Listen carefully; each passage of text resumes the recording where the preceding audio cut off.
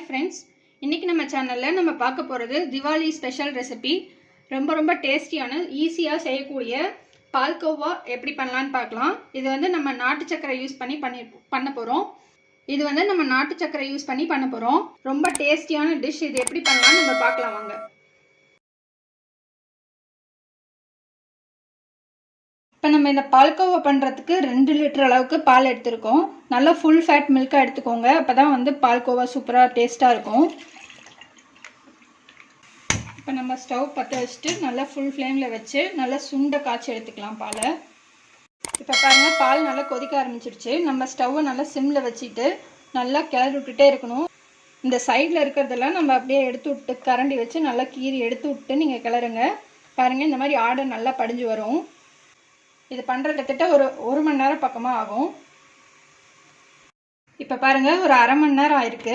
நல்லா நம்ம ஊற்றின பால் பாதியாக குறைஞ்சி சூப்பராக ஆடை நல்லா சூப்பராக வந்திருக்கு. பாருங்கள், மலாய் வந்திருக்கு.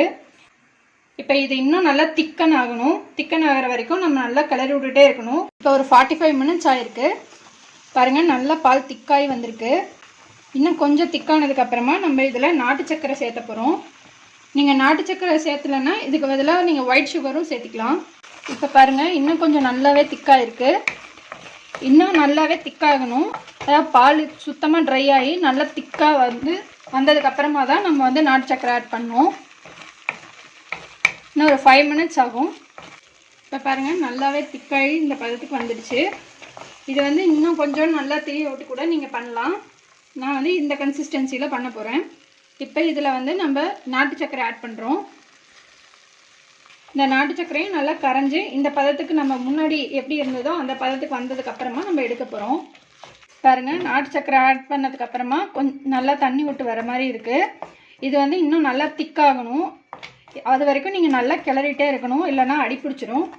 இப்போ இதில் நம்ம 1 டேபிள் ஸ்பூன் அளவுக்கு நெய் ஆட் பண்ணிக்கலாம். ஆட் பண்ணி நல்லா மிக்ஸ் பண்ணிடுங்க. இதில் வேணும்னா நீங்கள் ஏலக்காய் தூள் கூட ஆட் பண்ணிக்கலாம். உங்களுக்கு ஏலக்காய் ஃப்ளேவர் பிடிக்கும்னா. நான் ஏலக்காய் ஆட் பண்ணல. சர்க்கரையில் பண்ணுறதோட இந்த மாதிரி நாட்டு சர்க்கரையில் இல்லைன்னா வெல்லத்தில் நீங்கள் பால்கோவா பண்ணி சாப்பிட்டு பாருங்கள், சூப்பராக இருக்கும். அந்த டேஸ்ட் நீங்கள் மறக்கவே மாட்டீங்க. இப்போ பாருங்கள், சூப்பராக நல்லா ரெடி ஆகிடுச்சு. இதுக்கு மேலே நீங்கள் விட்டிங்கன்னா ரொம்ப கேரமலைஸ் ஆகி ரொம்ப திக்காக ஹார்டாகிடும். ஸோ சாப்பிட்றதுக்கு நல்லா இருக்காது. இந்த பதத்துலேயே நீங்கள் எடுத்துட்டிங்கன்னா கரெக்டாக இருக்கும். இதை வந்து நீங்கள் வேணும்னா நீங்கள் ட்ரேயில் போட்டு செட் பண்ணி கட் பண்ணியும் சாப்பிட்லாம், இல்லை அப்படியேவும் சாப்பிட்லாம். சூப்பராக இருக்கும். பாருங்கள், பால்கோவா சூப்பராக வந்திருக்கு. பாருங்கள், இது என்னோடய டெக்ஸ்சர் நான் காமிக்கிறேன். பாருங்கள் எவ்வளோ சூப்பராக வந்திருக்கு. கடையில் நம்ம வாங்கி சாப்பிட்டா எப்படி இருக்குமோ அதே டேஸ்ட்டில் சூப்பராக இருக்கும்.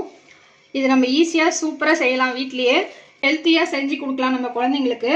ஸோ இதை வந்து நீங்கள் தீபாவளிக்கு மறக்காமல் ட்ரை பண்ணி பாருங்கள். ட்ரை பண்ணிட்டு உங்கள் கமெண்ட்ஸை போஸ்ட் பண்ணுங்கள், உங்கள் ஃப்ரெண்ட்ஸோட ஷேர் பண்ணுங்கள். எங்கள் சேனலை மறக்காமல் சப்ஸ்கிரைப் பண்ணுங்கள். இன்னொரு இன்ட்ரெஸ்டிங்கான வீடியோவில் நம்ம மறுபடியும் மீட் பண்ணலாம். தேங்க்யூ.